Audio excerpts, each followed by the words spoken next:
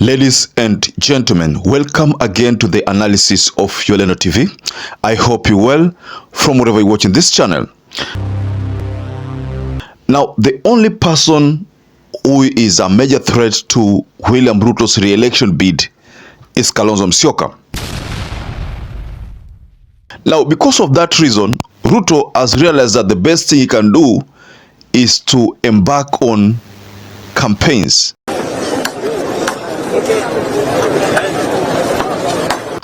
That's why you find that these meetings in Kisii, Mount Kenya, Mombasa, Western, all these regions, all of a sudden are because of what we can comfortably call a panic mode.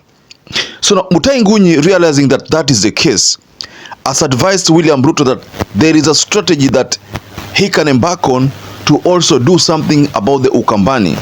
Because the honest reality, ladies and gentlemen, is that the fact that Alfred Mutua was reappointed into this newly formed broad-based government does not assure William Ruto of Ukambani votes. So MUTAHI NGUNYI, realizing that that is the case, decided to tweet. He shared a tweet which to me appears as an advice to William Samoei Ruto on how he can deal with the issue of Ukambani, because at the moment Ukambani becomes a major threat to William Samoei Ruto. And this is what MUTAHI NGUNYI said.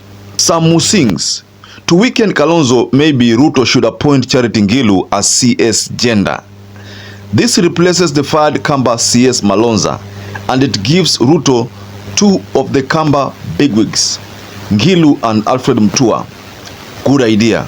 So I want us, ladies and gentlemen, to go extensively into this new revelation, this new advice that is coming from MUTAHI NGUNYI. So before we get further on this analysis, please like this video. It's so important if you like this video. I'm so grateful for everyone who has been liking our videos. I don't take that for granted. Subscribe to our channel if you've not subscribed before, and to existing subscribers, thank you so much for your support. Alfred Mutua and Charity Ngilu, can they give William Ruto that assured vote from the Ukambani? Kalonzo Musyoka is the kingpin of Ukambani. That is something that we cannot deny. Ruto is now running all over trying to, protect his image because of what happened in the last 2 months. And you understand the issue of the Gen Zs and the finance bill and the like. So he realizes that the only way for him to protect his re-election bid is by taking it to the streets, rallies, town hall meetings, and the like. So I don't know if MUTAHI NGUNYI's advice can save William Ruto. How do you think that can save William Ruto? Just go below in your comment section and tell us whether you think MUTAHI NGUNYI's advice can save William Ruto. Of course, we know that Charity Ngilu used to be a presidential candidate back then during Moi's era. In fact, she's the first woman to vie for presidency in Kenya. And after serving in a couple of ministries, especially Ministry of Water, after serving as the governor, Charity Ngilu, according to MUTAHI NGUNYI, is the kind of leader that William Ruto needs. But let's look at this matter in terms of votes. Of course, NAC, she is a member of NAC. That's what we know. I think the party leader there. Despite the fact that she's a member of NAC, and she's a party leader, does not assure William Ruto of votes for Ukambani. This time round, if Kalonzo Musyoka decides to vie for presidency, the probability that the Kamba nation will not vote for Kalonzo Musyoka, that probability is low. Most likely, almost everyone will vote for Kalonzo Musyoka. Now, that will be a major threat to William Ruto. Now, should William Ruto decide not to stick with the Rigathi Gachagua, the Mount Kenya people will coalesce around Kalonzo Musyoka and vote for Kalonzo Musyoka. Now, I want you to understand, we are looking at the maths, ladies and gentlemen. Now, what kind of implication will that have on William Ruto's political vote basket? a huge implication. Mount Kenya people voted for William Samoei Ruto overwhelmingly, and you saw the votes. Many votes were given to William Ruto, those which were legit and those which were not legit. But at the end of the day, Ruto received a lot of votes from the Mount Kenya people in terms of those votes that were declared by Chebukati. So many people have been saying that MUTAHI NGUNYI, I was looking at a certain comment, someone was reacting to this tweet from MUTAHI NGUNYI, and someone said something. Let me just read the response. Someone said, all what I can tell President is to allocate Kamba Nation more CSS for the purposes of development in the region. But on votes 2027, please don't be cheated by anybody. Kalonzo is the incoming president. This is someone by the name Francis Muthini. Okay.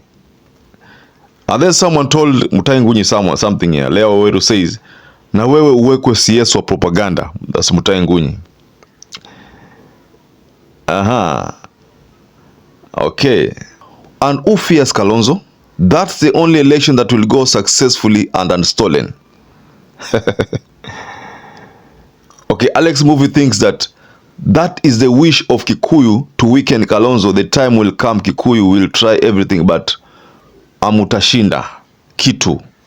So, ladies and gentlemen, from your own perspective now, I wanted to go below in your comment section and just try to react on this tweet from MUTAHI NGUNYI. You know, do you agree with MUTAHI NGUNYI? In very few words, that's what I mean. Do you agree with MUTAHI NGUNYI? Personally, I think MUTAHI NGUNYI is just unleashing propaganda. Right now, the mood on the ground is that nothing can save William Samoei Ruto. That is the mood on the ground. I mean, I've been trying to do some analysis here, trying to gauge the reactions from people. I've realized that the mood on the ground is that nothing can save William Ruto. Because even yesterday when I posted a video on on Mbadi and Selim Sekir, the IMF representative in Kenya, my intention was to try to capture feedback from viewers. And the kind of feedback I've captured, I was just going through the feedback, and I can tell that maybe Ruto does not have a chance in re-election. I've seen so many people react.